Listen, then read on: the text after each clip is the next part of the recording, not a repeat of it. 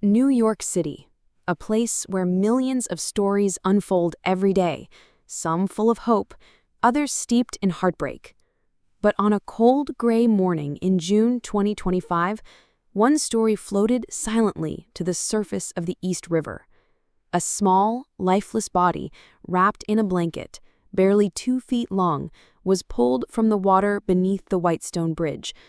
And the question that followed wasn't just, what happened? It was, how could a father do this to his own son?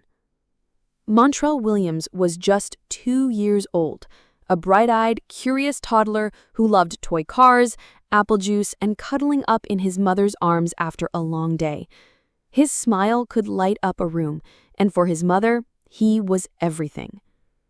Montrell lived in the Bronx with his mother, while his father, Arius Williams, 20 years old, had visitation rights. Though the parents had separated, Arius was legally allowed to spend time with his son under supervised conditions, but no one suspected that a routine visit would end in tragedy. On the evening of May 10, 2025, Arius arrived at Montrell's apartment to pick him up. There was nothing out of the ordinary, no shouting, no confrontation, no red flags visible to the outside world. He told Montrell's mother he just wanted to take the boy to the park.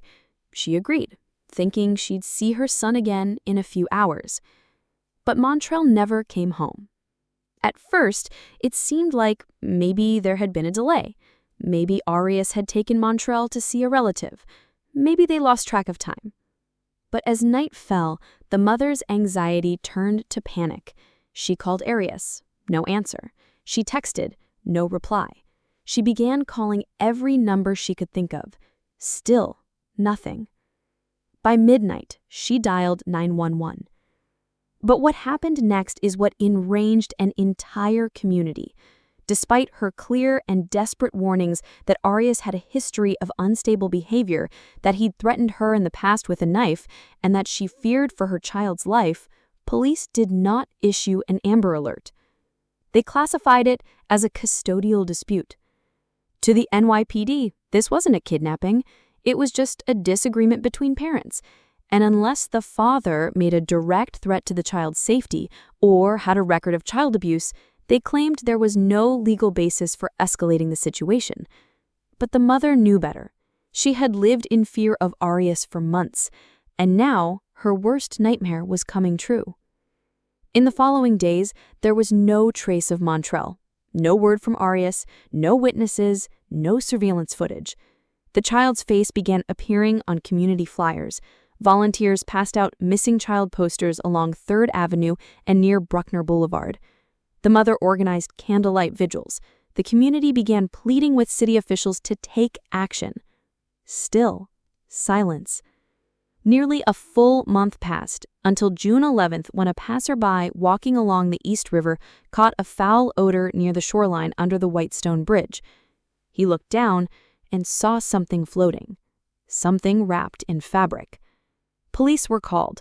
When divers retrieved the object, it was a blanket. Inside was the decomposing body of a young boy still wearing a diaper. He had one sock on.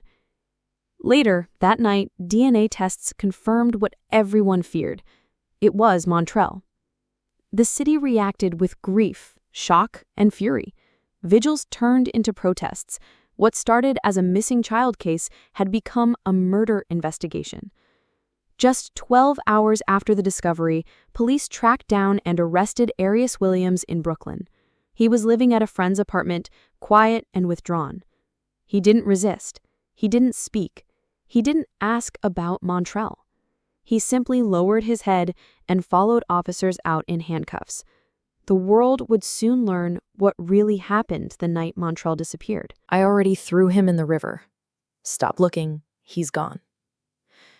Words that would forever shatter a mother's world, spoken by the one person who was supposed to protect that child. Not whispered in grief, not screamed in panic, but stated flatly, without remorse. When Arius Williams opened his mouth to speak, the silence that followed was heavier than any courtroom gavel could deliver.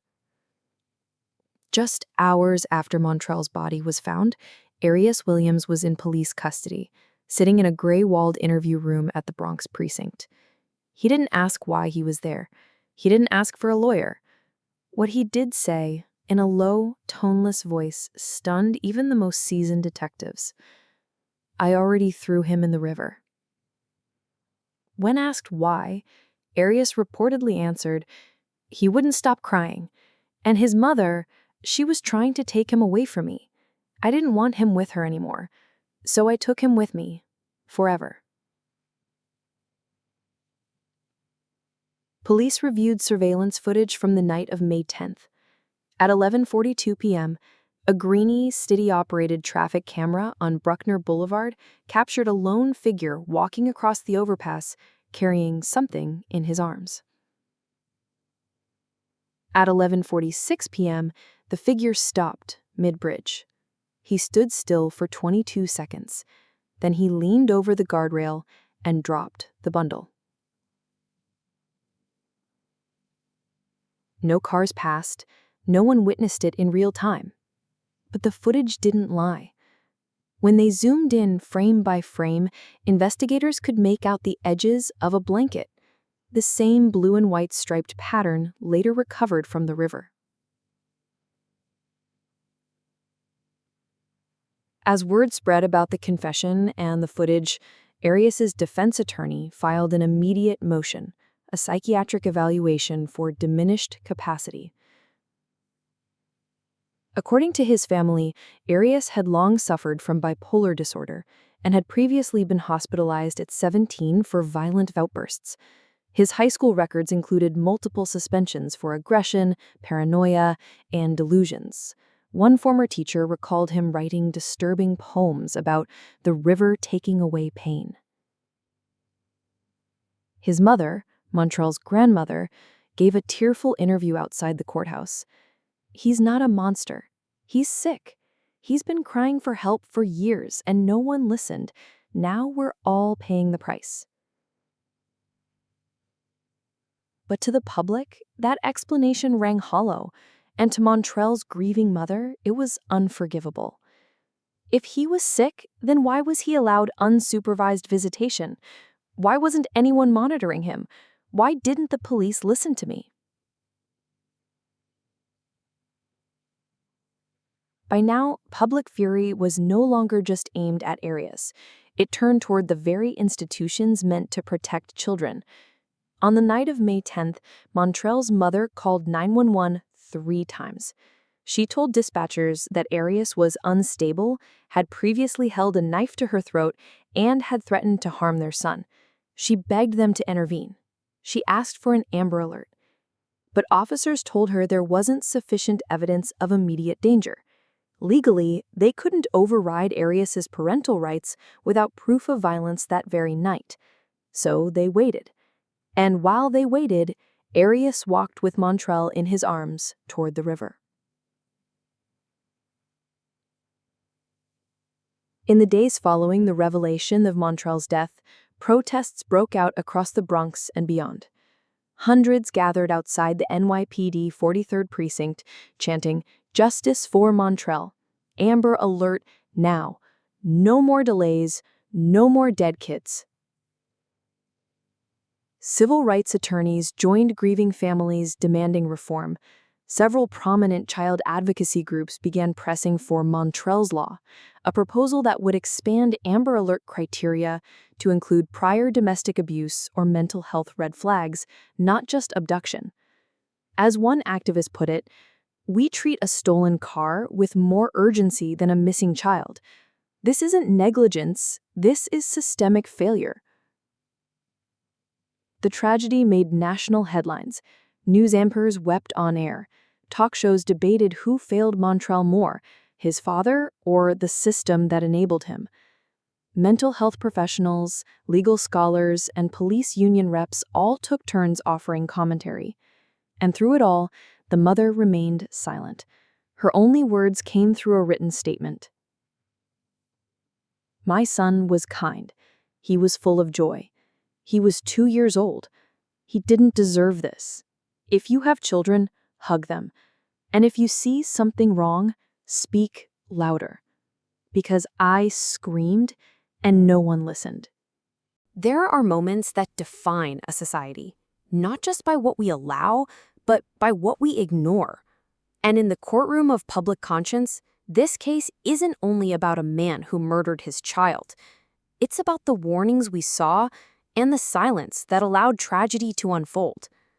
On June 12, 2025, Arius Williams stood before a Bronx judge for a preliminary hearing, dressed in a beige prison jumpsuit, hands and feet shackled. He said nothing as the charges were read aloud. Prosecutors listed the accusations clearly: 2 counts of second-degree murder, 2 counts of first-degree manslaughter, 1 count of endangering the welfare of a child. He did not enter a plea. The judge ordered a full psychiatric evaluation and denied bail, stating that Arius posed both a danger to society and a significant flight risk. As of now, he remains behind bars in a secure detention facility, awaiting trial. But while the legal process moves slowly, the public's anger is growing rapidly. Across the Bronx, across New York City, across the country, Montrell's story has become more than a headline. It's a rallying cry. In the days following the discovery of Montrell's body, protests erupted in front of the NYPD 43rd Precinct. Dozens turned into hundreds, then thousands. They chanted, "Justice for Montrell," "Amber Alert now," "No more silence." Signs filled the streets with messages like, "He was 2 years old. Protect our children, not broken systems. She begged you to listen." The outrage wasn't just about one man's crime. It was about the institutions that ignored a mother's pleas, about a system that prioritized red tape over real risk.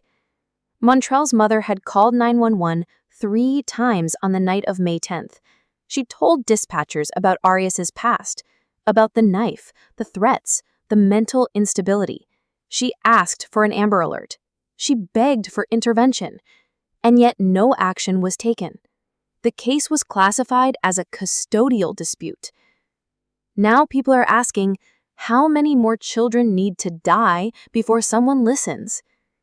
In the wake of the public outcry, State Senator Carla Jimenez introduced a new piece of legislation, Montrell's Law. The bill proposes several key reforms: immediate Amber Alerts when a parent has a known history of domestic violence or untreated mental illness, mandatory welfare checks during child custody disputes, cross-agency communication between police, child services, and family court.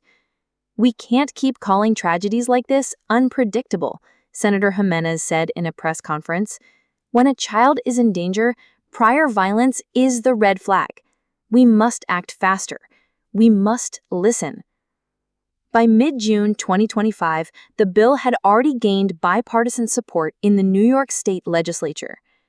Montrell's mother has remained out of the spotlight since her son's body was found, but through her lawyer, she released a simple statement: "If someone had listened to me, my son would still be here.